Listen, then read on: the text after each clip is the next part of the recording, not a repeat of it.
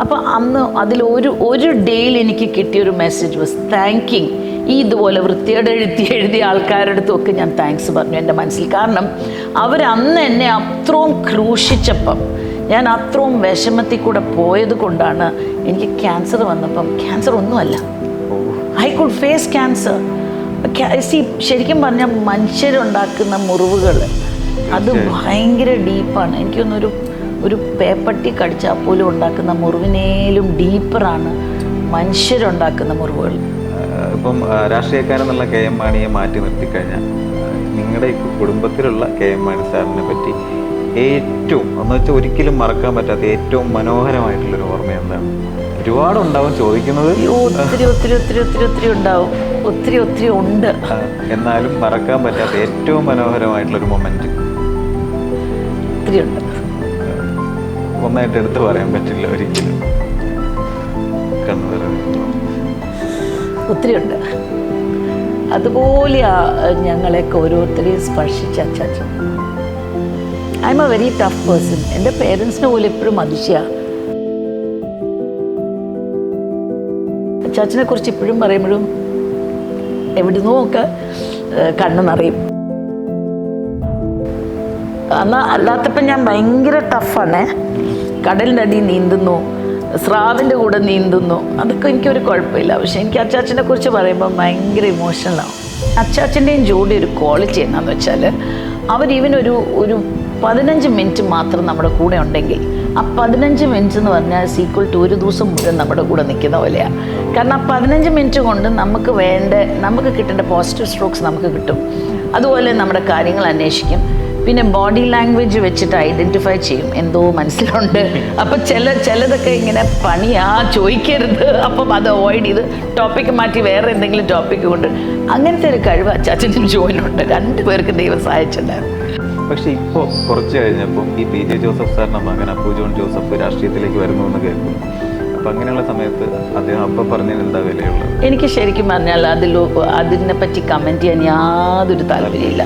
കാരണം എന്താണെന്നറിയോ, നമ്മളുടെ ബൈബിളിൽ ഒരു വാക്കുണ്ട്, നമ്മൾ അങ്ങോട്ട് കൊടുക്കുന്നത് നമുക്ക് തിരിച്ച് കിട്ടുമെന്ന് പറയും. ആ വാക്യം തന്നെ എനിക്ക് തിരിച്ച് പറയാനുള്ളൂ. ഇതിൻ്റെ ഒരു ഉത്തരം അത് തന്നെയുള്ളൂ, വേറെ ഒന്നും പറയാനില്ല. നമസ്കാരം. ഇന്ന് നമ്മോടൊപ്പം പ്രശസ്ത സാമൂഹിക പ്രവർത്തകയും എഴുത്തുകാരിയുമായ നിഷ ജോസ് കെ മാണിയാണ്. മാം, സ്വാഗതം. ഇങ്ങനെ തുടങ്ങണമെന്ന് എനിക്കറിയില്ല. എന്നെ സംബന്ധിച്ച് ഇതൊരു ഫാൻ ബോയ് മൊമെൻ്റാണ്. ഞാൻ ഒരുപാട് ആരാധിക്കുന്ന, എന്നെ ഒരുപാട് സ്വാധീനിച്ചിട്ടുള്ള ഒരു വ്യക്തിയാണ്. ചേച്ചിന്ന് വിളിച്ച് തുടങ്ങിക്കോട്ടെ? പിന്നെ ധൈര്യമായിട്ട് ആ ഒരു അധികാരത്തോടെ വിളിക്കുകയാണ്. ഒരു ചേച്ചിയെ പോലെ കാണുന്ന, ഒരുപാട് ആരാധിക്കുന്ന ഒരു വ്യക്തിയുടെ ഇൻ്റർവ്യൂ എടുക്കുമ്പോൾ അതിൻ്റേതായ എല്ലാ ടെൻഷനും എനിക്കുണ്ട് ആദ്യമായിട്ട് കാണുന്നതിൻ്റെ. സ്വാഗതം. Thank you. അപ്പം നമുക്ക് ആദ്യം വിവാഹത്തിൽ നിന്ന് തന്നെ തുടങ്ങാം, അതായിരിക്കും ബെറ്റർ എന്ന് എനിക്ക് തോന്നുന്നു. അപ്പം ചേച്ചിയുടെ കുടുംബത്തിന് രാഷ്ട്രീയപരമായിട്ട് വിവാഹത്തിന് മുമ്പ് യാതൊരു ബന്ധവും ഇല്ലായിരുന്നു ചേച്ചി എല്ലായിടത്തും പറഞ്ഞു കേട്ടിട്ടുണ്ട്. പക്ഷേ കേരള രാഷ്ട്രീയത്തിലെ ഒരു അധികായനായ കെ എം മാണി സാറിൻ്റെ മകനായിട്ടുള്ളൊരു വിവാഹ ആലോചന വന്ന സമയത്ത് ശരിക്കും ഞെട്ടലാണോ അല്ലെങ്കിൽ അത്ഭുതമാണോ, എന്താ തോന്നിയിരുന്നത്? ഒന്നുമില്ലായിരുന്നു. ഞാൻ മുമ്പ് പറഞ്ഞ പോലെ തന്നെ എനിക്ക് വൈശാഖ് പറഞ്ഞ പോലെ എനിക്ക് എന്താ പറയുക, രാഷ്ട്രീയം എന്താണ്, അതൊരു വലിയ സംഭവമാണോ അല്ലയോ ഒന്നും അങ്ങനത്തെ ഒരു ഐഡിയ ഇല്ല ലൈഫിൽ. അങ്ങനെ ഒരു സാഹചര്യത്തിലാണ് എൻ്റെ കല്യാണ ആലോചന വരുന്നതും. എൻ്റെ ഗ്രാൻഡ് ഫാദറാണ് എല്ലാം ചെയ്യുന്നത് ഞങ്ങളുടെ വീട്ടിൽ, അങ്ങനെയാണ്. അപ്പോൾ പാപ്പൻ പറഞ്ഞു ഇങ്ങനെ ഒരു ചെറുക്കൻ വരുവാണ്, പെണ്ണ് കാണലാണ്. അപ്പം എൻ്റെ ഇതിൽ ഫുൾ ഇങ്ങനെ ഫിലിമി ഇതൊക്കെയാണ് മനസ്സിൽ. ആമിർ ഖാനൊക്കെ ആയിരുന്നു അന്ന് ആ സമയത്ത് എൻ്റെ ഫേവറേറ്റ്. മീശയുള്ള ആണുങ്ങളെ അല്ലായിരുന്നു നമ്മൾ ടി വിയിൽ കണ്ടുകൊണ്ടിരുന്ന, എല്ലാം മീശ ഇല്ലാത്ത ആണുങ്ങളെയാണ് കാണുന്നത്. ആ ടൈമിലെ ചോക്ലേറ്റ് ബോയ്സ് എല്ലാം. അപ്പോൾ എൻ്റെ പെണ്ണ് കാണാൻ വന്ന മീശയുള്ള ഒരാളായിരുന്നു. പക്ഷെ വേറെ കുഴപ്പമൊന്നുമില്ല, എല്ലാം നന്നായിട്ട് സംസാരിച്ചപ്പോഴെല്ലാം. ആദ്യമായിട്ട് ജോസാറിനോട് സംസാരിക്കുന്ന ഒരു മുഹൂർത്തം ഉണ്ടാവില്ല, ആദ്യമായിട്ട് കാണുന്നൊരു മുഹൂർത്തം, ആ ഓർമ്മകൾ എന്തൊക്കെയാണ്? ഞാൻ പെണ്ണ് കാണാൻ വന്ന ആ സിറ്റിംഗ് റൂമിൽ ഞങ്ങൾ വർത്താനം ഒന്നും പറഞ്ഞില്ല, ഇങ്ങനെ എല്ലാവരെയും നോക്കിയൊന്നും ചോദിച്ചു. അന്ന് അച്ചാച്ചനാണ് എന്നെ ബാ മോളെ ബാ ഇരിക്കുമെന്ന് പറഞ്ഞ് എന്നെ ഇരുത്തിയത്. ഇരുത്തി കഴിഞ്ഞപ്പോഴത്തേക്കും ഞാനങ്ങ് റിലാക്സ്ഡായി. അതുവരെ ഒത്തിരി എവിടെയോ ഒരു ടെൻഷനായിരുന്നു. പിന്നെ എന്താ പറയുക, വന്നിരുന്ന് കഴിഞ്ഞ് പിന്നെ അച്ചാച്ചന് വളരെ കൂളായിട്ട് നമ്മളെ റിലാക്സ് ചെയ്യിപ്പിക്കും. പിന്നെ എൻ്റെ ഗ്രാൻഡ് ഫാദർ അതുപോലെ തന്നെയായിരുന്നു, എന്നെ ഭയങ്കര റിലാക്സ്ഡ് ആക്കിപ്പിച്ചു. പക്ഷെ അപ്പോൾ ഒന്നും ഒരു സംസാരമൊന്നും നേരാണല്ലോ, നമ്മളൊന്നും സംസാരിച്ചേ ഇല്ല. അപ്പം പിന്നെ ഞങ്ങളുടെ അടുത്ത് പറഞ്ഞു, അപ്പുറത്ത് എൻ്റെ വീട് തൊട്ടപ്പുറത്തെ വീട്, ഇത് തറവാടായിരുന്നു. അപ്പോൾ അപ്പുറത്തെ വീട്ടിൽ പോയിരുന്നു നിങ്ങൾക്ക് സംസാരിക്കാമെന്ന് ഞങ്ങൾ രണ്ടുപേരും വിട്ടു. അപ്പം എൻ്റെ ഒരു കസിൻ അനു ഉണ്ട്, പുള്ളിക്കാരത്തി ഞങ്ങളുടെ കൂടെ ഇങ്ങനെ വരാൻ ഇങ്ങനെ വന്നപ്പോഴത്തേക്കിന് എൻ്റെ ഒരു നിഴലായിരുന്നു. അപ്പം മമ്മിയും ഡാഡിയൊക്കെ പറഞ്ഞു വേണ്ട വേണ്ട മോളെ നീ ഇവിടെ നിൽക്കുന്ന. ഞാൻ എന്നാലും അവൾക്ക് ക്യൂരിയസ് ആയിരുന്നു എന്താ ഇവർ രണ്ടും സംസാരിക്കാൻ പോകുന്നതെന്ന്. അങ്ങനെ അപ്പുറത്ത് വീട്ടിൽ നിന്ന് പറഞ്ഞാൽ എൻ്റെ വീട്ടിൽ വന്ന് ഞങ്ങളിന്ന് വർത്താനമൊക്കെ പറഞ്ഞ് ഭയങ്കര ഫോമൽ വർത്താനമായിരുന്നു. എൻ്റെ ജീവിതത്തിൽ ഞാൻ ഫോമലായിട്ട് സംസാരിക്കാറേ ഇല്ല. എൻ്റെ ജീവിതത്തിലെ ആദ്യത്തെ ഫോമലായിട്ടുള്ള വർത്താനം എനിക്ക് നന്നായിരുന്നു. ഭയങ്കര ഇങ്ങനെ ഇങ്ങനെ ഇരുന്ന് നമ്മൾ ഇങ്ങനെ കാര്യങ്ങൾ സംസാരിക്കുന്നു. പക്ഷെ എവിടെയോ എൻ്റെ ആ ഒരു കുട്ടിത്വം ഇടയ്ക്ക് ഇറങ്ങി വരുമായിരുന്നു ചോദ്യങ്ങളിലൊക്കെ ഞാൻ ചോദിക്കുമ്പോഴൊക്കെ. പ്രോബബ്ലി അത് കണ്ടിട്ടായിരിക്കാം ജോ ഞാൻ പലപ്പോഴും ഓർക്കുമായിരുന്നു വെച്ചാൽ ജോ ഒരു ടോട്ടലി ഡിഫറെൻറ്റ്, വളരെ സീരിയസ് മെച്യോർഡ് പേഴ്സൺ ആയിരുന്നു. ഞാൻ എന്ന് പറഞ്ഞാൽ ടോട്ടലി ഇമ്മെച്യോർഡ് ആയിരുന്നു. ഇമ്മെച്യോർഡ് തന്നെ എന്ന് പറയാം. പക്ഷേ പക്വത ഉണ്ടായിരുന്നു ചില കാര്യങ്ങളിലൊക്കെ. ഇപ്പോൾ ഒരു സോഷ്യൽ റിലേറ്റഡ് ആയിട്ടുള്ള കാര്യങ്ങളാകുമ്പം അപ്പം തന്നെ എൻ്റെ ലീഡർഷിപ്പ് സ്കിൽസ് വരും. ഞാൻ അപ്പം തന്നെ ഡിസിഷൻ എടുക്കും, ഞാൻ സഹായിക്കും, സപ്പോർട്ട് ചെയ്യും, കാര്യത്തിൽ ഒരു ഇത് കൊണ്ടുവരും, എന്നാ പറയുക, ഒരു ആൻസർ ഉണ്ടാക്കിയിട്ടേ പോകത്തുള്ളൂ. പക്ഷെ അല്ലാത്ത ലൈഫിൽ ഞാൻ ഭയങ്കര ഇമ്മച്ചുവേർഡാണ്. സോ അതുകൊണ്ട് ഞാനിപ്പോഴും ഓർക്കും ഇങ്ങനെയാണ് ജോ എന്നെ കല്യാണം കഴിച്ചത്. പിന്നെ ഈയിടെ ഞങ്ങൾ ആലോചിക്കും നമ്മളെങ്ങനെയാണ് ഒരുമിച്ച് ഇത്രയും നാൾ ജീവിച്ചത്. കാരണം ടോട്ടലി ഡിഫറെൻറ്റ് ക്യാരക്ടേഴ്സാണ് ഞങ്ങൾ. പക്ഷെ എവിടെയോ ഞാൻ യുനോ ജോവും ഞാനും ഞങ്ങൾ അങ്ങോട്ടും ഇങ്ങോട്ടും കുറേ ക്യാരക്ടറിസ്റ്റിക്സ് ഞങ്ങളുടെ അങ്ങോട്ടും ഇങ്ങോട്ടും പകർന്ന് കൊടുത്തു എന്ന് പറയുന്ന പോലെ തന്നെ ഞങ്ങൾ എവിടെയോ ഒരു സ്റ്റാൻഡിൽ വന്നു. ഞാൻ ഒത്തിരി ജോയുടെ കാര്യങ്ങൾ അഡോപ്റ്റ് ചെയ്തു. ജോ എൻ്റെ പ്രോബബ്ലി ചില കാര്യങ്ങൾ അല്ല ചില എന്തൊക്കെ എടുത്തിട്ടുണ്ട്. അപ്പം എവിടെയോ ഒരു ബാലൻസ് വന്നിട്ടുണ്ട് ഞങ്ങൾ. ആൻഡ് എനിക്ക് തോന്നുന്നു എല്ലാ ഫാമിലിയിലും നമ്മൾ മറ്റേയാളെ ചേഞ്ച് ചെയ്യുകയോ ഒന്നും അല്ല ചെയ്യേണ്ടത്. പക്ഷെ അവരുടെ എന്തെങ്കിലും നല്ലത് നമ്മൾ അഡോപ്റ്റ് ചെയ്യുക. അതുപോലെ മറിച്ച് ചെറുക്കനും പെണ്ണും അങ്ങോട്ടും ഇങ്ങോട്ടും ആ adoption of the best of the other, അത് വരുമ്പോഴാണ് നമ്മുടെ മാരേജും സക്സസ്ഫുൾ ആവുന്നത്. ഏറ്റവും മനോഹരമായ ഒരു കാര്യമാണത്. ഇപ്പം ആലപ്പുഴയിലൊരു പുരാതന ക്രിസ്തീയ കുടുംബത്തിലാണ് ജനിച്ചിട്ടുള്ളത്. അവിടെ നിന്ന് നേരെ ഓപ്പോസിറ്റായിട്ട് മാം കല്യാണം കഴിഞ്ഞ് വരുന്നത് പാലായിൽ ഇതുപോലെ അല്ല മരങ്ങാട്ടുപള്ളിയിൽ എത്രയോ പുരാതന കുടുംബത്തിലോട്ടാണ് വന്നത്. എന്നാലും അവിടെ രാഷ്ട്രീയം എന്നുള്ളൊരു കാര്യമുണ്ട്. നേരെ വിപരീതമായിട്ട് ഭയങ്കര തിരക്കും കാര്യങ്ങളൊക്കെയാണ്. ജീവിതത്തിൻ്റെ ആദ്യ സമയങ്ങളുണ്ടാവുമല്ലോ വിവാഹം കഴിഞ്ഞ്, അത് എങ്ങനെ ഉൾക്കൊള്ളാൻ പറ്റിയത് ആ കാര്യങ്ങളൊക്കെ? ഞാനൊരു പേഴ്സൺ ഒത്തിരി ചിന്തിക്കുന്ന ആളല്ല. ഒഴുക്കിൻ്റെ കൂടെ പോവുക, അങ്ങനെയാണ്. എന്നെ വെള്ളത്തിൽ ഇറങ്ങുവാണെങ്കിൽ ആ വെള്ളത്തിൻ്റെ ഇതിലങ്ങ് എൻജോയ് ചെയ്ത് ജീവിക്കുക. ഇന്ന് വരെയും എവറി ഡേ രാവിലെ എണീക്കുമ്പം എൻജോയ് എവറി മൊമെൻറ്റ് ചിന്തിക്കുന്ന ഒരാളാണ്. ഇപ്പം ഞാനൊരു ഇന്ന് തന്നെ എനിക്ക് കുടുംബശ്രീയുടെ ഒരു വലിയൊരു മീറ്റിംഗ് ഉണ്ടായിരുന്നു പാറത്തോട്. അത് കഴിഞ്ഞു ഒരു ഫസ്റ്റ് ഹോളി കമ്മ്യൂണിയൻ, പിന്നെ ഒരു മാമുദിസ, പിന്നെ ഒരു ഫസ്റ്റ് ഹോളി കമ്മ്യൂണിയൻ, അങ്ങനെ കഴിഞ്ഞിട്ടാണ് ഞാനിപ്പോൾ ഇവിടെ വരുന്നത്. ഏത് സ്ഥലത്ത് ചെന്നാലും ആ മൊമെൻറ്റ് എൻജോയ് ചെയ്യുക. നമ്മൾ മീറ്റ് ചെയ്യാൻ പറ്റുന്ന ആൾക്കാരെ മാക്സിമം മീറ്റ് ചെയ്യുക, വർത്തമാനം പറയുക, അവരുമായിട്ട് അലിഞ്ഞ് ചേരുക. അതൊക്കെ നാച്ചുറലായിട്ട് വരുന്ന, അല്ല നമ്മളിപ്പം അറിഞ്ഞുകൊണ്ടും അവിടെ ചെല്ലുമ്പോൾ അങ്ങനെ ചെയ്യണം ഇങ്ങനെ ചെയ്യണം അങ്ങനെയൊന്നുമല്ല. ഒരു അജണ്ടയില്ല, just go with the flow. അത് തന്നെയാണ് കല്യാണം കഴിച്ച അന്ന് തൊട്ടും അല്ലെങ്കിൽ ഞാൻ ജനിച്ച അന്ന് തൊട്ട് ഇന്ന് വരെ എൻ്റെ ഒരു രീതി അതായിരുന്നു. എനിക്ക് തോന്നുന്നു ഇതേ ഒരു പോളിസി ഉള്ള ആളായിരിക്കും നമ്മുടെ ലാലേട്ടൻ. അദ്ദേഹത്തിനാണ് ഇങ്ങനത്തെ വാക്കുകളൊക്കെ കേട്ടിട്ടുള്ളത് മുമ്പ് പ്രസ് മീറ്റുകളിലും മറ്റുമൊക്കെ. ആ മൊമെന്റിൽ ജീവിക്കുക എന്നുള്ളത് ഒരു വലിയ മനോഹരമായിട്ടുള്ളൊരു കാര്യമാണല്ലോ. അപ്പം ജോസ് സാറ് ഒരുപാട് വൈകിട്ടാണ് രാഷ്ട്രീയത്തിലേക്ക് കടന്നു വന്നത്. ഇപ്പം കെ മാണി സാറിനെ പോലത്തെ ഒരു സാക്ഷാൽ ഒരു അധികായനാണ് കേരള രാഷ്ട്രീയത്തിൽ. അദ്ദേഹത്തിനെ പോലത്തെ ഒരാളുടെ പിന്തുണ ഉണ്ടായിട്ട് പോലും അത്രയും വൈകാനുണ്ടായൊരു കാരണം എന്തായിരുന്നു? ഞാനത് I do not agree with വാക്ക് വൈകിട്ടാണ് വന്നതെന്ന്.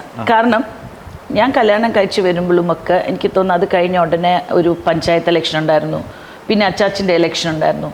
ഓരോ ഇലക്ഷനും ഞാൻ ജോസ് അതുപോലെ ഇവിടെ ഇരുന്ന് നമുക്ക് ചിലർ വേണം പോസ്റ്റർ ഒട്ടിക്കാൻ ആൾക്കാരെ വേണം, ചിലർ വേണം നമുക്ക് മതിലിൽ എഴുതാൻ വേണം, ചിലർ വേണം നോട്ടീസ് കൊടുക്കാൻ വേണം, ചിലർ വേണം കാൻഡിഡേറ്റിൻ്റെ കൂടെ പോകാൻ വേണം, ചിലർ വേണം വണ്ടി ഓടിച്ച് പോകാൻ വേണം, ചിലർ ലൗഡ് സ്പീക്കറിന് വേണം, ചിലർ വേണം ബാക്കപ്പ് ഓഫീസായിട്ട്. ജോ എപ്പോഴും അച്ചാച്ചൻ്റെ ബാക്കപ്പ് ഓഫീസായിരുന്നു. ആൻഡ് ആ ബാക്കപ്പ് ഓഫീസ് സ്വന്തം മകനാവുമ്പം എത്രമാത്രം സ്ട്രെങ്ത്ത് ആ കാൻഡിഡേറ്റിന് കിട്ടും എന്ന് ആലോചിക്കാമല്ലോ. എന്താ ഇപ്പം ജോസ് ആണെങ്കിൽ ഇപ്പോൾ ഒരു ഇലക്ഷൻ ഇറങ്ങുമ്പം ജോസിൻ്റെ ബാക്കപ്പ് ഓഫീസ്, ഇപ്പം ഞാൻ പാരലായിട്ട് വേറെ പോവും, കുഞ്ഞുമാണി പാരലായിട്ട് ചിലപ്പോൾ എൻ്റെ കൂടെ വരും, ചിലപ്പം വേറെ അവൻ പോവും, വോട്ടിന് ഇലക്ഷനൊക്കെ പോവും. എൻ്റെ രണ്ടാമത്തെ മോള് പോവും. പക്ഷെ എൻ്റെ മൂത്ത മോള് എപ്പോഴും ഒരു ബാക്കപ്പ് ഓഫീസായിട്ട് വീട്ടിലത്തെ കാര്യങ്ങളും കുറേ കാര്യങ്ങൾ കാണാൻ ആരെങ്കിലുമൊക്കെ എന്തെങ്കിലും ചോദിക്കാൻ വരും. അപ്പോൾ അവളായിരിക്കും കോർഡിനേറ്റ് ചെയ്യുന്നത്. സോ നമുക്ക് ഈ ബാക്കപ്പ് ഓഫീസിന് ഒരിക്കലും നമ്മൾ ചെറുതായിട്ട് കാണില്ല. അതൊരു വലിയൊരു സ്ട്രെങ്ത്താണ് ഒരു കാൻഡിഡേറ്റിന്. ആൻഡ് അച്ചാച്ചനെ സംബന്ധിച്ചോളം ഈവൻ ഇലക്ഷനിൽ മാത്രമല്ല, എവറി ഡേ ഇനി ഞാനിങ്ങനെ ആലോചിച്ചു, ഒരു പത്രം ഒന്നാമത് ഈ പത്രം എങ്ങനെ ഒരു പത്രമല്ല, ഒരു 8-10 പത്രങ്ങളാണ് മുമ്പിലിരിക്കുന്നത്. ഇവർ ഈ രാവിലെ ഒരുമിച്ചിരുന്ന് ഈ പത്രം വായിച്ചിട്ട് ചില വർത്താനങ്ങൾ എനിക്കൊന്നും തലക്കയറത്തില്ല, എല്ലാം ഇങ്ങനെ പറന്നു പോകും.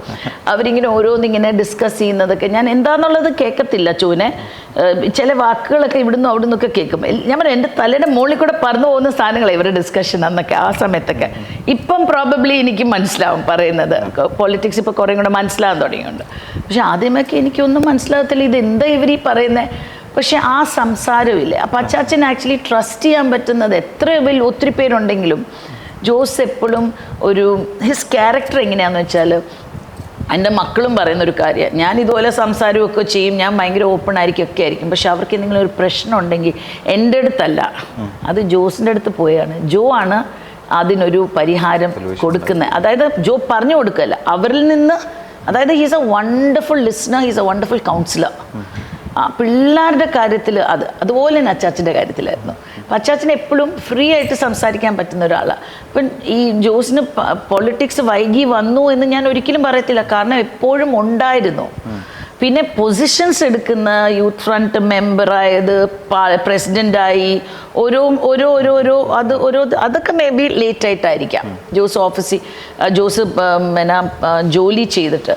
പക്ഷേ ഞാനിപ്പോൾ ഒരു ഔട്ട്സൈഡർ എന്ന രീതിയിൽ വിലയിരുത്തുവാന്ന് വിചാരിച്ചു ജോ എന്നല്ല, ഏത് വ്യക്തിയാണെങ്കിലും നമ്മൾ ഒത്തിരി പഠിച്ച് ഇച്ചിരി ജോലിയൊക്കെ മേ ബി ബിഫോർ അല്ലെങ്കിൽ പഠിക്കുന്നതിൻ്റെ ഇടയിലൊക്കെ ജോലി ചെയ്തിട്ട് പിന്നെ നമ്മൾ പൊളിറ്റിക്സിൽ ഇറങ്ങുമ്പോൾ നമുക്ക് കൂടുതൽ പ്രോജക്ട്സ്, കൂടുതൽ വലിയ വലിയ വിഷനോട് കൂടി നമ്മൾ ആക്ച്വലി നമ്മളുടെ ആ ഒരു പഞ്ചായത്തോ നമ്മൾ താമസിക്കുന്ന ആ ഒരു സ്ഥലം മാത്രമല്ല നമ്മൾ നോക്കേണ്ടത്. നമ്മളുടെ സ്റ്റേറ്റ്, കേരള സ്റ്റേറ്റ് മാത്രമല്ല നോക്കുന്നത്, നമ്മൾ ഇന്ത്യ ആസ് എ ഹോളാണ് നോക്കേണ്ടത്. ആ രീതിയിൽ ചിന്തിക്കണമെങ്കിൽ വർക്ക് എക്സ്പീരിയൻസ്, എഡ്യൂക്കേഷൻ വളരെ ഇമ്പോർട്ടൻ്റ് ആണ്. ആൻഡ് ജോസ് അങ്ങനെ ചെയ്തുകൊണ്ട് മാത്രമാണ് ഞാൻ മനസ്സിലാക്കിയിരിക്കുന്നത്. അതുകൊണ്ടാണ് ജോസിന് IIIT, സയൻസ് സിറ്റി ഇതുപോലത്തെ വലിയ വലിയ പ്രോജക്ട്സ് ഫസ്റ്റ് ടേം തന്നെ കൊണ്ടുവരാൻ പറ്റിയത്. ഫസ്റ്റ് ടേം തന്നെ. അപ്പം and politics is not only about നമ്മൾ ജാഥകളിൽ പാർട്ടിസിപ്പേറ്റ് ചെയ്യുക. ജോസ് ചെയ്തല്ലോ, വികസന സന്ദേശയാത്ര, പിന്നെ കാൽനടയാത്ര കാസർഗോഡ് നിന്ന് ഇവിടെ, അങ്ങനെയൊക്കെ ചെയ്തിട്ടില്ല എന്നല്ല പറഞ്ഞത്. പക്ഷെ അതിനേലും ഉപരി നമുക്കൊരു നാടിന് കൊടുക്കാൻ പറ്റുന്നത് നമ്മളുടെ സമ്പത്തായ നമ്മളുടെ എഡ്യൂക്കേഷനും നമ്മളുടെ എക്സ്പീരിയൻസ്, അത് വെച്ചിട്ട് നമ്മൾ പ്രോജക്ട്സ് ഉണ്ടാക്കുമ്പം അതാണ് ശരിക്കും നാട്ടുകാർക്ക് ഗുണം ചെയ്യുന്നത്. ഇപ്പം ജോസ് സാറിൻ്റെ രാഷ്ട്രീയത്തിലേക്കുള്ളൊരു കടന്നുവരവ് പെട്ടെന്നല്ലായിരുന്നെങ്കിൽ പോലും ഒരു കേരള രാഷ്ട്രീയത്തിലേക്ക് ഉള്ളൊരു കാൽവയ്പുണ്ടല്ലോ, അതുവരെ ഉണ്ടായിരുന്ന ജോസ് സാറിന് പിന്നീട് കിട്ടിയിട്ടുണ്ടാവില്ല. ഭയങ്കര തിരക്കും കാര്യങ്ങളൊക്കെ അയാൾ ഇങ്ങനെ പോയിട്ടുണ്ടാവില്ല. അത് ജീവിതത്തിൽ എപ്പോഴും ഞാൻ മുമ്പ് പറഞ്ഞ പോലെ ഇപ്പം ജോസ് വർക്ക് ചെയ്ത് കഴിഞ്ഞ് റിസൈൻ ചെയ്തു. അത് കഴിഞ്ഞ് പാലായിലായിരുന്നു, കുറേ നാൾ പാലായിലായിരുന്നു. എല്ലാം ആഴ്ചയിലും ഒരു ദിവസം 2 ദിവസമൊക്കെ ട്രിവാൻഡ്രത്ത് വരും. പിള്ളേരപ്പം അവിടെ പഠിച്ചുകൊണ്ടിരിക്കുകയായിരുന്നു, ചെറുതായിരുന്നു. അച്ചാച്ചനമ്മ പറഞ്ഞു അവിടെ പഠിച്ച് പിള്ളേർ പഠിക്കട്ടെ, അവിടെ വീക്കെൻഡ്സിന് വന്നാൽ മതി. അപ്പം അങ്ങനെയായിരുന്നു ഞങ്ങൾ പോയിക്കൊണ്ടിരുന്നത്. ഓക്കെ, അപ്പം എപ്പോഴും നമ്മൾ എന്തായാലും ആഴ്ചയിൽ ഒന്ന് അവിടെ വെച്ച് കാണും, അല്ലെങ്കിൽ ഞങ്ങൾ വീക്കെൻഡ് ഇവിടെ വരുമ്പം കാണും. അപ്പം എന്തായാലും ഒരാഴ്ചയിൽ 4 പ്രാവശ്യം അല്ലെങ്കിൽ 3 ദിവസം കാണും. ഇപ്പം ദുബായിലോ അല്ലെങ്കിൽ വേറെ അമേരിക്കയിലൊന്നും ജോലി ചെയ്യാൻ പോയതൊന്നും അല്ലല്ലോ, ഇവിടെ തന്നെയല്ലേ. അപ്പം നമുക്ക് അങ്ങോട്ടും ഇങ്ങോട്ടും ഇപ്പം അങ്ങനെ ഒരു മിസ്സിങ് വന്നിട്ടില്ല. പിന്നെ അച്ചാച്ചൻ്റെയും ജോഡി ഒരു ക്വാളിറ്റി എന്നാന്ന് വെച്ചാൽ ഒരു 15 മിനിറ്റ് മാത്രം നമ്മുടെ കൂടെ ഉണ്ടെങ്കിൽ ആ 15 മിനിറ്റ് എന്ന് പറഞ്ഞാൽ ഈക്വൽ ടു ഒരു ദിവസം മുഴുവൻ നമ്മുടെ കൂടെ നിൽക്കുന്ന പോലെയാണ്. കാരണം ആ 15 മിനിറ്റ് കൊണ്ട് നമുക്ക് കിട്ടേണ്ട പോസിറ്റീവ് സ്ട്രോക്സ് നമുക്ക് കിട്ടും. അതുപോലെ നമ്മുടെ കാര്യങ്ങൾ അന്വേഷിക്കും. പിന്നെ ബോഡി ലാംഗ്വേജ് വെച്ചിട്ട് ഐഡൻറ്റിഫൈ ചെയ്യും, എന്തോ മനസ്സിലുണ്ട്. അപ്പം ചിലതൊക്കെ ഇങ്ങനെ ചോദിക്കരുത്, അപ്പം അത് അവോയ്ഡ് ചെയ്ത് ടോപ്പിക്ക് മാറ്റി വേറെ എന്തെങ്കിലും ടോപ്പിക്ക് കൊണ്ട്, അങ്ങനത്തെ ഒരു കഴിവ് അച്ചാച്ചനും ജോയിനുണ്ട്. 2 പേർക്ക് ദൈവം സഹായിച്ചിട്ടുണ്ടായിരുന്നു. ചോദ്യം എന്തായിരുന്നു വെച്ചാൽ, ഇങ്ങനെ തിരക്ക് വരുമ്പോൾ സിനിമാക്കാർക്കായാലും രാഷ്ട്രീയക്കാർക്കൊക്കെ കുടുംബത്തിൽ ശ്രദ്ധിക്കാൻ പറ്റാതെ പോകുക, അല്ലെങ്കിൽ നിങ്ങളൊരു സ്വകാര്യ നിമിഷം ഒക്കെ ആണെങ്കിൽ ആ സമയത്ത് പ്രൈവസിയൊക്കെ നഷ്ടപ്പെടുന്ന അവസ്ഥയൊക്കെ ഉണ്ടാവുമല്ലോ, ജനങ്ങളായിട്ട് ഇത്ര ഇടപഴകുമ്പോൾ അങ്ങനെ എന്തെങ്കിലുമൊക്കെ ഉണ്ടായിട്ടുണ്ടോ? ഞാനൊരു പബ്ലിക് പേഴ്സൺ ആണ്. എനിക്കങ്ങനെ പ്രൈവസി എന്നും പറഞ്ഞ് നടക്കുന്ന ഒരാളല്ലാത്ത കൊണ്ട് ജോ രക്ഷപ്പെട്ടു.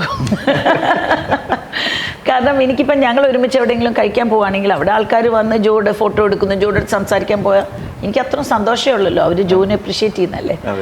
ഞങ്ങളുടെ പേഴ്സണൽ ടൈം പോവുക അങ്ങനെയൊന്നുമില്ല. ഞാൻ എന്നാ അച്ചാച്ചൻ്റെ ഇതിലും കണ്ടിട്ടുള്ളൊരു കാര്യം ഇതാണ്. ഒരു പൊളിറ്റീഷ്യൻ ആണെങ്കിൽ നമ്മൾ വിചാരിക്കുന്ന പോലെ പ്രൈവറ്റ് ടൈം നമുക്ക് കിട്ടത്തില്ല. പിന്നെ മുമ്പ് പറഞ്ഞത് ആ ഇച്ചിരി സമയം കിട്ടുന്നത് I am very happy with that. പിന്നെ എന്തെങ്കിലും പ്രശ്നം ഞങ്ങൾക്ക് ആർക്കെങ്കിലും ഉണ്ടെങ്കിൽ, എന്തെങ്കിലും അത്യാവശ്യമുണ്ട്, നമ്മളൊന്ന് വിളിച്ചാൽ ഒരു വിളിപ്പുറത്താണ് ജോ. ഇപ്പം എന്തെങ്കിലും അവിടെ ഇട്ടിട്ട് വരണമെങ്കിൽ പോലും ഇട്ടിട്ട് വരും, അങ്ങനെ പറയും. അപ്പം നമ്മൾ പറയും വേണ്ട ഞങ്ങൾ മാനേജ് ചെയ്തോളാം. പക്ഷെ നമുക്കത് കേട്ടാൽ മാത്രം മതി. എല്ലാ ഭാര്യമാരും ആഗ്രഹിക്കുന്ന അതാണ്. എന്തെങ്കിലും ഒരു പ്രശ്നം, ചിലപ്പം ചെറിയ കാര്യം തൊട്ട് വലിയ കാര്യം, പക്ഷെ ഭാര്യയ്ക്ക് അത് വലിയ കാര്യമാണ്. അപ്പോൾ ഒരു വിളിക്കും. പിന്നെ ഹസ്ബൻഡിനെ വിളിച്ചിട്ട് ജോ ഇങ്ങനെ ഒരു പ്രശ്നമുണ്ട്, ഇങ്ങനെ ഇതാണ്, എനിക്ക് പറ്റുന്നില്ല എന്നൊക്കെ പറയുമ്പോഴത്തേക്കിനും അവരൊരു വാക്ക് പറഞ്ഞാൽ മതി, ഞാനിപ്പം വരണോ എന്ന് മാത്രം പറഞ്ഞാൽ മതി. ഇതൊരു നല്ല ടിപ്പ് കേട്ടോ വൈശാഖിന്. മാത്രം പറഞ്ഞാൽ മതി. അപ്പം പറയും അല്ല ആക്ച്വലി കുഴപ്പമില്ല, മാനേജ് ചെയ്യാൻ പറ്റും. അതോടുകൂടി എല്ലാം തീർന്നില്ലേ. അടിപൊളി. ഇപ്പോൾ തിരിച്ച് ജോസ് സാറിൻ്റെ രാഷ്ട്രീയത്തിലേക്ക് എന്ന് പറഞ്ഞാൽ, സാറിൻ്റെ രാഷ്ട്രീയത്തിലേക്ക് പ്രവേശനം വലിയ രീതിയിൽ എതിർത്ത കുറച്ച് ആളുകളുണ്ട്. ഇപ്പോൾ PC തോമസ്, PJ ജോസഫ് സാറൊക്കെ ഭയങ്കരമായിട്ട് എതിർത്തിരുന്നു വലിയ രീതിയിൽ. പക്ഷേ ഇപ്പോൾ കുറച്ച് കഴിഞ്ഞപ്പം ഈ PJ ജോസഫ് സാറിൻ്റെ മകൻ അപ്പു ജോൺ ജോസഫ് രാഷ്ട്രീയത്തിലേക്ക് വരുന്നു എന്ന് കേൾക്കുന്നു. അപ്പം അങ്ങനെയുള്ള സമയത്ത് അദ്ദേഹം അപ്പം പറഞ്ഞാൽ എന്താ വിലയുള്ളത്? എനിക്ക് ശരിക്കും പറഞ്ഞാൽ അതിനെ പറ്റി കമൻറ്റ് ചെയ്യാൻ യാതൊരു താല്പര്യമില്ല. കാരണം എന്നാണെന്നറിയോ, നമ്മളുടെ ബൈബിളിൽ ഒരു വാക്കുണ്ട്, നമ്മൾ അങ്ങോട്ട് കൊടുക്കുന്നത് നമുക്ക് തിരിച്ച് കിട്ടുമെന്ന് പറയും. ആ വാക്യം തന്നെ എനിക്ക് തിരിച്ച് പറയാനുള്ളൂ. ഇതിൻ്റെ ഒരു ഉത്തരം അത് തന്നെയുള്ളൂ, വേറെ ഒന്നും പറയാനില്ല. അതിനോട് തന്നെ ബന്ധപ്പെടുത്തി ചോദിച്ചോട്ടെ, മക്കളുടെ രാഷ്ട്രീയത്തെ പറ്റി എന്താ അഭിപ്രായം, വ്യക്തിപരമായ അഭിപ്രായം? മക്കളോ മരുമക്കളോ കൊച്ചുമക്കളോ അപ്പൂപ്പന്മാരോ അനിയത്തിമാരോ നാത്തുമാരോ ആരിറങ്ങിയാൽ എന്നാ, ക്വാളിറ്റിയുള്ള ആൾക്കാർ വരണം. യു ഷുഡ് ഹാവ് ക്വാളിറ്റിയുള്ള ആൾക്കാർ വരണം. അതിൽ നമ്മൾ ഈ ടാഗ് നോക്കേണ്ട കാര്യമില്ല. അങ്ങനെയാണെങ്കിൽ ഡോക്ടറിൻ്റെ ഒരു അപ്പൻ ഡോക്ടറാണെങ്കിൽ മകനൊരിക്കലും ഡോക്ടറാകാൻ പറ്റില്ലല്ലോ. ഈയിടെ ഞാൻ സ്റ്റീഫൻ ദേവസിയുടെ ഒരു പ്രോഗ്രാം കണ്ടു. സ്റ്റീഫൻ ദേവസിയുടെ മകൻ കയറി സ്റ്റേജിൽ വന്ന് പാട്ട് പാടുന്നു. എന്ത് രസമായിരുന്നു. നമുക്കൊരു കഴിവുണ്ടെങ്കിൽ നമ്മൾ എന്നതിനകത്ത് ഹൈഡ് ചെയ്ത് മാറ്റി വെക്കുന്നത്.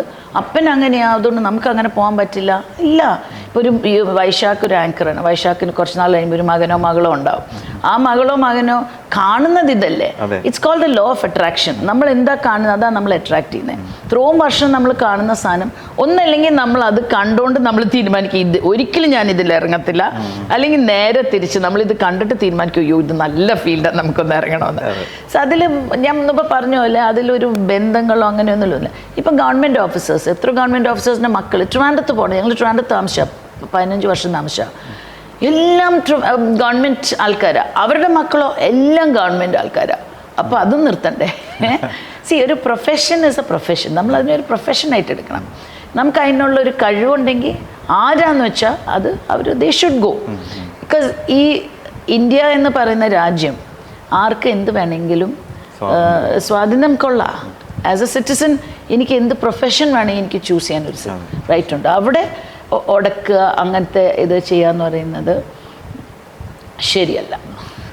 ഞാൻ പലപ്പോഴും നേരത്തെ ചേച്ചിയുടെ ഇൻ്റർവ്യൂ ഒക്കെ കാണുമ്പോൾ പലപ്പോഴും ചോദിക്കണം എന്ന് വിചാരിച്ചൊരു കാര്യമാണ്. ഒരു സംസാരത്തിലൊക്കെ ഒരു ഇംഗ്ലീഷ് ചൊവ്വ ഇങ്ങനെ കടന്നു വരാറുണ്ട്. അപ്പോൾ പഠിച്ചതൊക്കെ എവിടെയായിരുന്നു? ഞാൻ ചെറുപ്പത്തിൽ നാസറത്ത് എന്ന് പറഞ്ഞ കോൺവെൻറ്റിലാണ് പഠിച്ചത്. അത് ഊട്ടിയിലായിരുന്നു പഠിച്ചത്. പിന്നെ അത് കഴിഞ്ഞ് ആലപ്പുഴയിലായിരുന്നു. 8ാം ക്ലാസ് തൊട്ട് ആലപ്പുഴയിലായിരുന്നു. പ്രീ ഡിഗ്രി ഒക്കെ ആലപ്പുഴയിലും ഇതായിരുന്നു. പക്ഷേ എനിക്ക് എൻ്റെ അടുത്ത് ഇതുവരെ ആരും അങ്ങനെ പറഞ്ഞിട്ടില്ല കേട്ടോ. ഞാൻ ഇംഗ്ലീഷ് വാക്കുകൾ ഇടയ്ക്ക് ഉപയോഗിക്കും, അത് നേരാ, ഇടയ്ക്കിടയ്ക്ക് ഉപയോഗിക്കും. പിന്നെ ഞങ്ങൾ ആലപ്പുഴക്കാർ പൊതുവേ ഇച്ചിരി സ്ലോ ആയിട്ടാണ് സംസാരിക്കുന്നത്. ഇവിടെ കോട്ടയത്തൊക്കെ വരുമ്പം ഈ കോട്ടയം പാലാ സൈഡിലെല്ലാവരും ഭയങ്കര സ്പീഡിലാണ് സംസാരിക്കുന്നത്, സ്ഫുടമായി സംസാരിക്കുന്നത്. അങ്ങനത്തെ ആൾക്കാരാണ് ഇവിടുത്തെ ആൾക്കാർ. അപ്പോൾ എനിക്ക് തോന്നിയ ഓരോ സ്ഥലത്തെ ഭാഷയുടെ ഇതനുസരിച്ചിരിക്കും. ഇപ്പോൾ ആലപ്പുഴ കടന്നു വന്നേ, അതുകൊണ്ട് ചോദിക്കുക, ഒരു നീന്തൽ വിദഗ്ധയാണെന്ന് കേട്ടിട്ട്? ഇല്ല വിദഗ്ധയൊന്നുമല്ല. നീന്തുമായിരുന്നു. പക്ഷെ വിദഗ്ധയൊന്നുമല്ല. ട്രെയിൻഡ് ലൈഫ് ഗാർഡാണ്, സർട്ടിഫൈഡ് ലൈഫ് ഗാർഡാണ്, സ്ക്യൂബ ഡൈവറാണ്, കടലിൻ്റെ അടി നീന്തും, കയാക്കിയും ഇതൊക്കെ ഉണ്ട്. പക്ഷെ വലിയൊരു എക്സ്പെർട്ട് നീന്തൽ ഒന്നുമല്ല നീന്തിനാൽ. പണ്ടൊക്കെ സമയത്ത് ഒരു വാർത്തയൊക്കെ കണ്ടായിരുന്നു, രക്ഷിക്കാൻ പോയ കാര്യം. അതെ അതെ അതെ അതെ, അതിനെപ്പറ്റി കുറെ വിവാദങ്ങളും ഉണ്ടായിരുന്നു ആ സമയത്ത്. അപ്പൊ അതിലേക്ക് നമുക്ക് കിടക്കണ്ട. അല്ല, വിവാദങ്ങൾ എന്തായിരുന്നു? ഞാൻ ആ സമയത്ത് എന്തോ ഡ്രസ്സിനെയൊക്കെ സംബന്ധിച്ച് ചുമ്മാ ഒന്ന് നമ്മള് ഇപ്പൊ സ്വിമ്മിങ്ങിന് എന്നാ വേഷമായിടുന്ന ആൾക്കാര് സ്വിം സൂട്ട് കാല് മൊത്തം കാണുന്നുണ്ട്, കൈ മൊത്തം കാണുന്നുണ്ട്, അങ്ങനെയല്ലേ സ്വിം സൂട്ട്. ലൈഫ് ഗാർഡ് എന്ന് പറയുമ്പോൾ നമ്മൾ ട്രെയിനിങ്ങിന് തന്നെ പറയുന്ന ഒരു കാര്യം എന്താണെന്ന് വെച്ചാൽ നമ്മൾ ടൈറ്റ് ആയിട്ടുള്ള ക്ലോത്ത്സ് ഇടാവുള്ളൂ. കാരണം ലൂസ് ആയിട്ടുള്ള ക്ലോത്ത്സ് ഇടുമ്പോഴത്തേക്കിനും നമ്മൾ വെള്ളത്തിൻ്റെ അടിയിൽ കൂടെ പോകുമ്പം എവിടെയെങ്കിലും നമ്മുടെ ഉടുപ്പ് ഉടക്കും. അതൊന്ന്.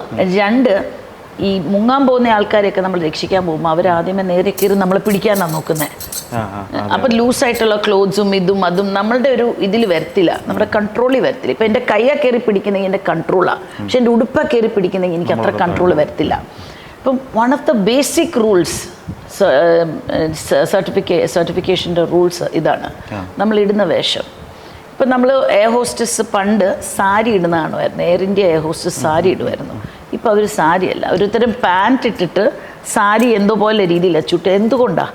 കാരണം എന്നാന്ന് വെച്ചാൽ in case of any evacuation procedure ഈ സാരിയും ഉടുത്താണോ അവർ ഇറങ്ങേണ്ടത്, അല്ലെങ്കിൽ ആരെങ്കിലും ഹെൽപ്പ് ചെയ്യാനായിട്ട്. ഡെഫിനറ്റ്ലി സാരി നമ്മുടെ ട്രഡീഷണൽ കോസ്റ്റ്യൂമാണ്, പക്ഷെ ആ ഒരു സിറ്റുവേഷനിൽ പറ്റില്ല. അപ്പം അവരും മോഡിഫൈ ചെയ്തു, കോസ്റ്റ്യൂം മോഡിഫൈ ചെയ്തിട്ടുണ്ട് സാഹചര്യം അനുസരിച്ച്. സോ തീർച്ചയായിട്ടും ആ ഒരു ഇതിൽ അങ്ങനെ ആ ഒരു വേഷമായിരുന്നു ഇടേണ്ടത്. പക്ഷെ അതിനെ ചോദ്യം ചെയ്ത്, അത് ഞാനൊരു സ്ത്രീ ആയതുകൊണ്ടും പിന്നെ ആ സമയത്ത് ആ 2018 ഫ്ലഡ്സിൽ നമ്മൾ വെള്ളപ്പൊക്കത്തിന് പലരെയും സഹായിച്ചു, പല ആൾക്കാരെ രക്ഷിച്ചിട്ടുണ്ട്, പല ആൾക്കാരെ പുറത്തിറക്കിയിട്ടുണ്ട്, എല്ലാം ചെയ്തിട്ടുണ്ടെങ്കിൽ അന്ന് ആ സമയത്തല്ലായിരുന്നു പ്രശ്നം വന്നത് അച്ചാച്ചൻ മരിച്ചപ്പം, ഇവിടെ ഒരു എലക്ഷൻ വന്നപ്പം, അപ്പോഴാണ് എല്ലാവർക്കും എൻ്റെ വേഷം ഭയങ്കര പ്രശ്നമായിപ്പോയത്. വേഷമൊക്കെ ഓരോരുത്തർ സ്വാതന്ത്ര്യമില്ല, അതുപോലും തിരിച്ചറിയാൻ സ്വാതന്ത്ര്യമൊക്കെ ആയിരിക്കാം, പക്ഷെ നമ്മൾ അപ്രോപ്രിയേറ്റ് ആയിട്ട് ഡീസൻ്റ് ആയിട്ട് ഡ്രസ്സ് ചെയ്യണം. അന്ന് ഞാൻ അപ്രോപ്രിയേറ്റ് ആയിട്ട് ഡീസൻ്റ് ആയിട്ടായിരുന്നു ആ സമയത്തൊക്കെ പോയത്. ഞാൻ ബ്ലാക്ക് സൽവാർ, ക്ലോസ്, ഇത് ടൈറ്റ് എന്ന് പറഞ്ഞാൽ ഇങ്ങനെ നമ്മുടെ ബോഡി ഷേപ്പ് ഇങ്ങനെ കാണുന്ന രീതിയിലുള്ള അല്ലായിരുന്നു. അത് അവര് ബോഡി ഷോപ്പിൽ എന്നാ പറയുന്നത്, ഇതിൽ ഫോട്ടോഷോപ്പിൽ പോയിട്ട് ബോഡി സ്കൾപ്റ്റ് ചെയ്ത് എന്തൊക്കെ കാണിച്ച് അങ്ങനെ എന്നിട്ട് അടി മോശം കമൻസ് ഇട്ടിട്ട് അയക്കുമായിരുന്നു. അത് ഏറ്റവും കൂടുതൽ അനുഭവിച്ച ഒരാളായിരിക്കും ഒരു പക്ഷേ. ഇതൊക്കെ ഒരു പന്നക്കാലമായിരുന്നു. I'm so happy it's over. പക്ഷെ എന്നാന്നറിയാം വൈശാഖ്, നമ്മളെ ഓരോന്നിക്കൂടെ പോകുമ്പോഴുണ്ടല്ലോ, നമ്മളെ ദൈവം ഓക്കെ, ദൈവത്തിനെ മാറ്റി വെച്ചു, നമ്മുടെ ലോകം നമ്മൾ തന്നെ ഒന്ന് ചേൺ ചെയ്ത് ഫൈനലി നമ്മളുടെ ആ ഒരു എവറിത്തിങ് കംസ് ഔട്ട്. ഞാൻ ഇന്നിപ്പം എന്നല്ല, ഞാൻ എൻ്റെ ക്യാൻസറിൻ്റെ റേഡിയേഷൻ ടേബിളിൽ കിടന്നപ്പം എനിക്ക് ഓരോ ദിവസം ഓരോ ലെസനായിരുന്നു, ഒരു അറിവായിരുന്നു എനിക്ക് കിട്ടിയത്. കാരണം ഞാൻ ആ ടേബിളിൽ കിടക്കുമ്പം ജസ്റ്റ് സൈലൻസ്, മെഷീൻ്റെ ശബ്ദം അപ്പുറത്തായിരിക്കാം, ഇതിൽ വെറും 15 മിനിറ്റേ കിടക്കുന്നുള്ളൂ. പക്ഷെ 15 മിനിറ്റ് ഓരോ പ്രാവശ്യം ഞാൻ പോയി ഇറങ്ങുമ്പോൾ ഒരു ഡീപ്പ് ഇൻട്രോസ്പെക്റ്റീവിൽ കൂടെ പോയിട്ട് വരുമായിരുന്നു. അപ്പോൾ അന്ന് ഒരു ഡേയിൽ എനിക്ക് കിട്ടിയൊരു മെസ്സേജ് വാസ് താങ്കിങ്. ഇതുപോലെ വൃത്തിയോടെ എഴുതിയ ആൾക്കാരുടെ അടുത്തൊക്കെ ഞാൻ താങ്ക്സ് പറഞ്ഞു എൻ്റെ മനസ്സിൽ. കാരണം അവരന്ന് എന്നെ അത്രയും ക്രൂശിച്ചപ്പം, ഞാൻ അത്രയും വിഷമത്തിൽ കൂടെ പോയത് കൊണ്ടാണ് എനിക്ക് ക്യാൻസർ വന്നപ്പം, ക്യാൻസർ ഒന്നുമല്ല, ഐ കുഡ് ഫേസ് ക്യാൻസർ.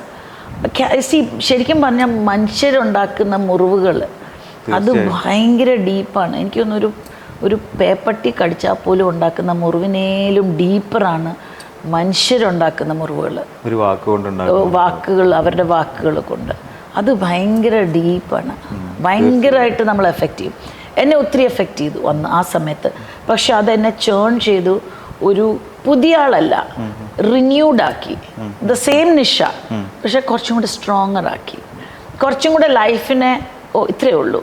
പിന്നെ ടോക്സിക് ആയിട്ടുള്ള ആൾക്കാരെ വെട്ടിമാറ്റുക, അത് മൈൻഡ് ചെയ്യണ്ട. ചിലരുണ്ട് നമ്മളെ വിശ്വസിക്കത്തില്ല, നമ്മൾ എന്ത് പറഞ്ഞാലും നിങ്ങൾ ഇത് ചെയ്യുന്നത് ഈ കാരണം കൊണ്ടല്ലേ, നിങ്ങൾ അത് ചെയ്യുന്ന അതിന് വേണ്ടിയിട്ടല്ലേ. പിന്നെ പണ്ടൊക്കെ ഇരുന്ന് ഞാൻ അതൊക്കെ ഇരുന്ന് എക്സ്പ്ലെയിൻ ചെയ്യാനൊക്കെ പോകുമായിരുന്നു. ഇപ്പം സോറി, അതിൻ്റെ ആവശ്യമില്ല. ജോസാറിന്റെ ഒരു പോളിസി അതാണല്ലോ, അത് നമ്മൾ മൈൻഡ് ചെയ്ത് കഴിഞ്ഞാൽ അവർ വിചാരിക്കും അവർ വിജയിച്ചു. ഞാൻ ആദ്യം പറഞ്ഞില്ലേ, കുറച്ച് നമ്മൾ നമ്മുടെ ഭർത്താക്കന്മാരുടെ പഠിക്കും, നല്ലത് ഇങ്ങോട്ട് അഡോപ്റ്റ് ചെയ്യും, തിരിച്ചങ്ങോട്ട് പോകും. ജോസിൻ്റെ ഈ ഒരു ഇതും ക്ഷമ എനിക്ക് ഇച്ചിരിയും കൂടെ കിട്ടാനുണ്ട്. അത്രയും ക്ഷമയൊന്നും എനിക്കില്ല. പക്ഷേ ജോസിൻ്റെ ആ ഒരു ക്വാളിറ്റി, അതായത് അങ്ങനെ ആൾക്കാർ കുരയ്ക്കുന്ന ആൾക്കാരെ വിടുക, നമ്മൾ അങ്ങ് നമ്മുടെ ലൈഫായിട്ട് പോവുക. അച്ചാച്ചൻ പണ്ട് ഇത് പറഞ്ഞിട്ടുണ്ട് എൻ്റെ അടുത്ത്, പക്ഷെ അന്ന് എനിക്ക് അത്ര മനസ്സിലായില്ല ഈ ഒരു പറഞ്ഞതിൻ്റെ ഒരു ആഴം. അത് മുമ്പോട്ട് പോയപ്പോഴാണ് ശരിക്കും അങ്ങനെ ഒരു നമ്മൾ ആ ഒരു എന്താ പറയുക ഇതിൻ്റെ അകത്തോട്ട് പെട്ടപ്പോഴാണ് മനസ്സിലായത്. ഇപ്പം അച്ചാച്ചൻ്റെ പേര് കടന്നു വന്നല്ലോ, ഇതുവരെ അച്ചാച്ചനെ പറ്റി ഒന്നും ചോദിച്ചിട്ടില്ല. ഇപ്പം ചോദിക്കാതെ പോകാനും പറ്റില്ല. ഇപ്പം രാഷ്ട്രീയക്കാരെന്നുള്ള കെ എം മാണിയെ മാറ്റി നിർത്തിക്കഴിഞ്ഞാൽ നിങ്ങളുടെയൊക്കെ കുടുംബത്തിലുള്ള കെ എം മാണി സാറിനെ പറ്റി ഏറ്റവും എന്ന് വെച്ചാൽ ഒരിക്കലും മറക്കാൻ പറ്റാത്ത ഏറ്റവും മനോഹരമായിട്ടുള്ളൊരു ഓർമ്മ എന്താണ്? ഒരുപാടുണ്ടാവും ചോദിക്കുന്നത്, ഒത്തിരി ഒത്തിരി ഒത്തിരി ഒത്തിരി ഒത്തിരി ഉണ്ടാവും, ഒത്തിരി ഒത്തിരി ഉണ്ട്. എന്നാലും മറക്കാൻ പറ്റാത്ത ഏറ്റവും മനോഹരമായിട്ടുള്ളൊരു മൊമെന്റ് ഒത്തിരി ഉണ്ട്. ഒന്നായിട്ട് എടുത്ത് പറയാൻ പറ്റില്ല ഒരിക്കലും, കണ്ണു നിറഞ്ഞു. ഒത്തിരി ഉണ്ട്. അതുപോലെ ഞങ്ങളെയൊക്കെ ഓരോരുത്തരെയും സ്പർശിച്ച അച്ചാച്ചൻ. I M A very tough person. എൻ്റെ പേരൻസിന് പോലും എപ്പോഴും അതിശയമാണ്. അച്ചാച്ചനെ കുറിച്ച് ഇപ്പോഴും പറയുമ്പോഴും എവിടുന്നോ ഒക്കെ കണ്ണ് നിറയും. എന്നാൽ അല്ലാത്തപ്പം ഞാൻ ഭയങ്കര ടഫാണ്. കടലിൻ്റെ അടി നീന്തുന്നു, സ്രാവിൻ്റെ കൂടെ നീന്തുന്നു, അതൊക്കെ എനിക്കൊരു കുഴപ്പമില്ല. പക്ഷെ എനിക്ക് അച്ചാച്ചനെ കുറിച്ച് പറയുമ്പോൾ ഭയങ്കര ഇമോഷണലാവും. ഓട്ടോമാറ്റിക്കായിട്ട് നമുക്ക് ഫീലിങ്സിലോട്ട് പോകും. ഞാനിപ്പോഴും ഓർക്കുന്നുണ്ട്, കല്യാണത്തിന് ശേഷം ഞങ്ങൾ വിഴിഞ്ഞം പോയതാണ്. അച്ചാച്ചൻ എപ്പോഴും ബഡ്ജറ്റ് എഴുതാനായിട്ട് അവിടെ പോയി ഇങ്ങനെ ഇരിക്കും. അപ്പം ഏതോ ഒരു ദിവസം വൈകുന്നേരം ഞങ്ങളെല്ലാവരും അവിടെ കൊണ്ടുപോയി വിഴിഞ്ഞം ഗസ്റ്റ് ഹൗസിൽ കൊണ്ടുപോയി, ഒരു പാറയുടെ മുകളിലൊരു ഗസ്റ്റ് ഹൗസ്. അപ്പം ഞങ്ങൾ അവിടെ ഇരിക്കുക. അപ്പോൾ കല്യാണം കഴിഞ്ഞ ഇടയ്ക്ക് അപ്പം അച്ചാച്ചൻ എന്നെ അത്ര നന്നായിട്ട് അറിയത്തില്ല, എനിക്ക് ഇത്രയും വെള്ളപ്രാന്തുണ്ടെന്ന് അറിയത്തില്ല. അന്ന് ഞാൻ നോക്കുമ്പോൾ എല്ലാവരും ഇന്ന് വർത്താനം എനിക്ക് കടൽ തൊട്ടപ്പുറത്ത്. എനിക്ക് ഈ കടലിങ്ങനെ കാണുമ്പോൾ എനിക്കിവിടെ ഇരുന്ന് ഈ വർത്താനം പറയുന്നതിൽ ഇഷ്ടം കടലിൽ പോയി ചാടണം. ഞാൻ ജോഡെടുത്ത് പറഞ്ഞു ഞാനൊന്ന് പോയി കുളിച്ചിട്ട് വരാമെന്ന് പറഞ്ഞു. ഞാനങ്ങ് പോയി. അപ്പം ആ ക്ലിഫാണ്, അവിടെ ഇറങ്ങി താഴ്ത്തി ചെന്ന് അച്ചാച്ചൻ കുറച്ച് കഴിഞ്ഞപ്പോൾ എന്നെ കണ്ടില്ല, എന്തോ ചോദിച്ചു. അപ്പം ഞാൻ കടലിലാന്ന് പറഞ്ഞു. അച്ചാച്ചൻ വന്ന് നിൽക്കുമ്പം കാണുന്ന കാഴ്ച, ഞാൻ വേവ്സിൽ ഇങ്ങനെ കുത്തി മറിഞ്ഞ് കളിക്കുക. അച്ചാച്ചൻ്റെ ജീവിതത്തിൽ അങ്ങനെ കണ്ടിട്ടില്ല. അത് സ്വന്തം മോൾ അവിടെ ഇറങ്ങി ചാച്ചന് കാറി അന്ന് ആ ഈ ക്ലിഫിൻ്റെ അവിടെ നിന്ന് ഇങ്ങനെ ഓടി താഴോട്ട് വന്ന് ബീച്ചിൻ്റെ അവിടെ നിന്ന് കാറി എന്നെ വിളിക്കുക. അപ്പം ഞാനിരുന്ന് ചിരിക്കുമായിരുന്നുണ്ട്. എന്നിട്ട് പിന്നെ എനിക്ക് പെട്ടെന്ന് മുഖത്തിൻ്റെ ആ ഭാവവ്യത്യാസം മനസ്സിലായി. അപ്പം പിന്നെ ഞാൻ ഇറങ്ങി വന്നു. അച്ചാച്ചൻ പറഞ്ഞു മേലെ ഇങ്ങനെ വെള്ളത്തിൽ ഇറങ്ങരുതെന്ന് പറഞ്ഞു. അപ്പം എൻ്റെ അടുത്ത് അത് പറഞ്ഞപ്പോഴത്തേക്കിനും എനിക്ക് എന്തോ എൻ്റെ ജീവിതം പറിച്ചെടുത്ത് കളയുന്ന പോലത്തെ ഒരു ഫീലിംഗാണ്. കാരണം ചെറുപ്പം മുതൽ ഈ കടലിൽ കുളിച്ച് വളർന്ന ആളാണ്. അപ്പം എനിക്ക് കല്യാണം കഴിഞ്ഞിട്ട് കുറച്ചൊരു 2-3 ആഴ്ച ആയിട്ടുള്ളൂ. അപ്പം എന്തോ എൻ്റെ എല്ലാം പോയി. അയ്യോ, ഞാൻ കല്യാണം കഴിച്ചിട്ട് പിന്നെ എൻ്റെ കടലിൽ പോവാണോ എൻ്റെ ജീവിതത്തിൽ നിന്ന്. ഞാൻ പിന്നെ എന്നാന്ന് വെച്ചാൽ തുറന്ന് സംസാരിക്കുന്ന ഒരാളാണ്. അപ്പം ഞാൻ അന്ന് എല്ലാവരും നല്ല തിരക്ക് എല്ലാം കഴിഞ്ഞ് ഞങ്ങൾ തിരിച്ച് പ്രശാന്ത് വീട്ടിൽ ട്രിവാൻഡ്രത്ത് വന്നപ്പം ഞാൻ അച്ചാച്ചൻ്റെ അടുത്ത് മാറി നിന്ന് അച്ചാച്ചൻ്റെ അടുത്ത് പറഞ്ഞു, അച്ചാച്ച എൻ്റെ അടുത്ത് അങ്ങനെ കടലിൽ പോകരുതെന്ന് പറയരുത്, എനിക്ക് ഭയങ്കര ഇഷ്ടമുള്ള കാര്യമാണ്, അങ്ങനെ എങ്ങനെയാണെന്നൊക്കെ കുറേ ഞാൻ പറഞ്ഞേ. ഈ ചെറുപ്പം മുതൽ എപ്പോഴും പോയിക്കോ, എനിക്കറിയാം സേഫ് ആണെങ്കിലും ഞാൻ ഇറങ്ങത്തുള്ളൂ. എനിക്ക് എങ്ങനെ വെച്ചാൽ ഞാൻ എൻ്റെ കസിൻസ് എല്ലാവരുമായിട്ട് പോകുമ്പോൾ നമ്മളിങ്ങനെ നിൽക്കുമ്പം വെള്ളം ഇങ്ങനെ വരുമ്പം നമുക്ക് കുളിച്ച് കളിച്ച് എല്ലാം ഇരിക്കുമ്പോഴത്തേക്കിനും ഒരാളെ മാന്തിയ വെള്ളത്തിൻ്റെ മണ്ണിൻ്റെ അകത്താക്കും, നമ്മൾ പല പല അപ്പം ഉണ്ടാക്കും, വീടുണ്ടാക്കും, എല്ലാം ചെയ്ത് കളിക്കുമ്പോഴും ഒരു ടൈം വരുമ്പം, അതായത് ചിലപ്പോൾ ഒരു ദിവസം 6:30 ചില ദിവസം 6:45 നമുക്കറിയത്തില്ല ടൈം. പക്ഷെ എനിക്ക് കാലിൽ ഫീൽ ചെയ്യും കറൻറ്റ്. അപ്പം ഞാൻ നിർത്തും, ഞാൻ എല്ലാവരെയും പിടിച്ചകത്തോട്ട് കയറ്റും. ഞാൻ പറഞ്ഞു അത്ര റെസ്പോൺസിബിളായിട്ടാണ് ഞാൻ വെള്ളത്തിൽ ഇറങ്ങുന്നതെന്ന് ഞാൻ പറഞ്ഞു അച്ചാച്ചൻ്റെ അടുത്ത്. എന്തോ അച്ചാച്ചൻ കൺവിൻസ്ഡ് ആയിരുന്നു. പിന്നെ അതുപോലെ തന്നെ ഡൈവിങ്ങിന് പോകുമ്പോൾ അച്ചാച്ചൻ എപ്പോഴും പറയും, ഡൈവിങ്ങിന് പോകുന്നതിന് മുമ്പ് എൻ്റെ അടുത്ത് പറയരുത്, കഴിഞ്ഞ് വന്നു കഴിഞ്ഞിട്ട് എൻ്റെ അടുത്ത് പറഞ്ഞാൽ മതി, അല്ലെങ്കിൽ എനിക്ക് ടെൻഷനായിരുന്നു. അപ്പോൾ എനിക്കത് ഭയങ്കര ടച്ചിങ് ആയിട്ട് തോന്നി.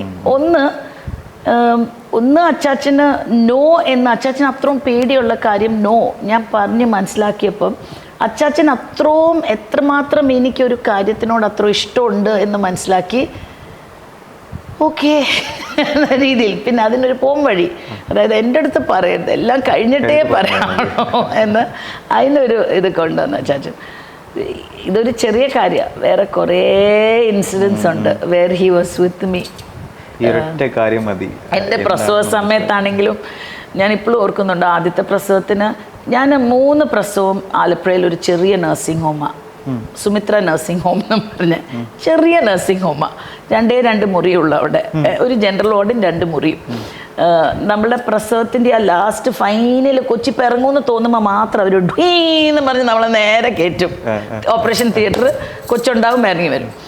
എൻ്റെ ഈശോയെ, ആദ്യത്തെ പ്രസവം, ആദ്യത്തെ ജോസിൻ്റെ ആദ്യത്തെ കൊച്ച് എല്ലാം കൂടെ കൊണ്ട് അച്ചാച്ചനും അമ്മയൊക്കെ നേരത്തെ പാലായെന്നോ തിരുവനന്തപുരത്ത് നിന്ന് എവിടെ അച്ചാച്ചൻ്റെ എല്ലാ പ്രോഗ്രാം റദ്ദാക്കിയിട്ട് അവിടെ വന്നിരിക്കുക നഴ്സിംഗ് ഹോമിൽ. എന്നിട്ട് എല്ലാ 5 മിനിറ്റ് ഡോക്ടറിൻ്റെ അടുത്ത് ചോദ്യങ്ങൾ. ഈ കൊച്ചു ഇങ്ങനെ ഉണ്ടാവുമ്പം അങ്ങനെ പിടിക്കാനുള്ള ഇത്, അമ്മയ്ക്ക് എന്തെങ്കിലും ഒരു ഇത് വന്നെങ്കിൽ ഇത് കൊണ്ടുപോകാൻ അനസ്തസിസ്റ്റ് ഉണ്ടോ ഇവിടെ? അപ്പം അവിടുത്തെ ഡോക്ടർ എപ്പോഴും ഡോക്ടർ ബില്ലി ആണ്, എപ്പോഴും നോർമൽ ഡെലിവറിക്കേ നോക്കത്തുള്ളൂ. പിന്നെ എന്തെങ്കിലും ഒരു അത്യാവശ്യം വന്നെങ്കിലും. അപ്പം ഡോക്ടർ ബില്ലി ഇങ്ങനെ പിന്നീട് പറയുകയാണേ, ഈ അച്ചാച്ചൻ എങ്ങനെ ഈ ഗൈനക്കോളജി ഇത്രയും പെമ്പിള്ളേർ പ്രസവിച്ചിട്ടുണ്ട്, പക്ഷേ ഇത്രയും ടേംസും കാര്യങ്ങളും കോംപ്ലിക്കേഷൻസും ഒക്കെ കറക്റ്റ് ബ്ലൂ ബേബി ആയാൽ എന്നാ ചെയ്യും, ഇതൊക്കെ ഇൻക്യുബേറ്ററുണ്ടോ ഇതൊക്കെ. അപ്പം ബില്ലിയാണ്ടി എല്ലാത്തിനും നോ ഇതൊന്നുമില്ല, ഞങ്ങളുടെ ഇവിടെ എല്ലാവരും പ്രസവിക്കും, പിന്നെ എന്തെങ്കിലും അത്യാവശ്യം ഉണ്ടെങ്കിൽ ഞങ്ങൾ അടുത്ത് KVM ഹോസ്പിറ്റലിൽ എവിടെയെങ്കിലും കൊണ്ടുപോകും, അത്രേ ഉള്ളൂ എന്ന് പറഞ്ഞാൽ, അല്ലെങ്കിൽ നമ്മൾ ആളെ ഇങ്ങോട്ട് കൊണ്ടുവരും. അങ്ങനെ ഒരു അച്ചാച്ചൻ അങ്ങ് ഭയങ്കര സ്ട്രെസ്ഡായി. ഡോക്ടർ അതിനേലും സ്ട്രെസ്ഡ്. ഡോക്ടർ എത്ര പ്രസവങ്ങൾ നോക്കിയിട്ടുള്ള ഡോക്ടറാണെന്നറിയാം. അപ്പോൾ ഇതെല്ലാം കഴിഞ്ഞപ്പോൾ എൻ്റെ അടുത്ത് ഡോക്ടർ ഒരു കാര്യം പറഞ്ഞു, അടുത്ത പ്രസവത്തിന് അച്ചാച്ചനെ എല്ലാം കഴിഞ്ഞിട്ടേ വിളിക്കാവുള്ളൂ എന്ന് പറഞ്ഞു. അതുപോലെ അച്ചാച്ചന് ഈ ഹെൽത്തിൻ്റെ കാര്യത്തിന് ഭയങ്കര ടെൻഷനാണ്. അതുകൊണ്ട് എനിക്ക് ശരിക്കും പറഞ്ഞാൽ ക്യാൻസർ വന്നപ്പം actually in a way I thought may be അച്ചാച്ചൻ ഇല്ലായിരുന്നു ഇരിക്കുന്നതായിരുന്നു നല്ലത്. അച്ചാച്ചൻ കുഡ് നോട്ട്, അച്ചാച്ചൻ എനിക്ക് ക്യാൻസർ എന്നറിയായിരുന്നെങ്കിൽ ഒരിക്കലും അച്ചാച്ചൻ, ഞങ്ങളുടെ ഫാമിലിയിൽ ജോഡ് 5 സിസ്റ്റേഴ്സും എല്ലാവർക്കും ഒക്കെ ഒരു കുഴപ്പമില്ല ഹെൽത്ത് വൈസ്. എനിക്ക് മാത്രമേ ഉള്ളൂ ക്യാൻസർ വന്നത്. എനിക്ക് തോന്നില്ല അച്ചാച്ചൻ അത് ടോളറേറ്റ് ചെയ്യാൻ പറ്റുമെന്ന്. അമ്മയ്ക്ക് ഇങ്ങനെ ഓരോ പ്രാവശ്യം പാൻക്രിയറ്റൈറ്റിസ് അങ്ങനത്തെ ഓരോന്ന് വന്നപ്പോഴൊക്കെ ഞാൻ കണ്ടിട്ടുണ്ട് അച്ചാച്ചൻ്റെ ആ ഒരു ടെൻഷനും ഇതും അതും ഭയങ്കര. ഒട്ടും അച്ചാച്ചന് പറ്റത്തില്ല. വീട്ടിൽ ആർക്കെങ്കിലും എന്തെങ്കിലും ഉണ്ടെങ്കിൽ ഭയങ്കര ടെൻഷനാണ്. ജോന് അതിൻ്റെയൊക്കെ കുറേ ഉണ്ട്, പക്ഷെ ജോ ഇച്ചിരി കൂടെ ഒരു പ്രാക്ടിക്കൽ ആയിട്ടുള്ള രീതിയിലുള്ള ടെൻഷനാണ്. ഓക്കെ വാട്ട് നെക്സ്റ്റ് ആ രീതിയിലാണ് പോകുന്നത്.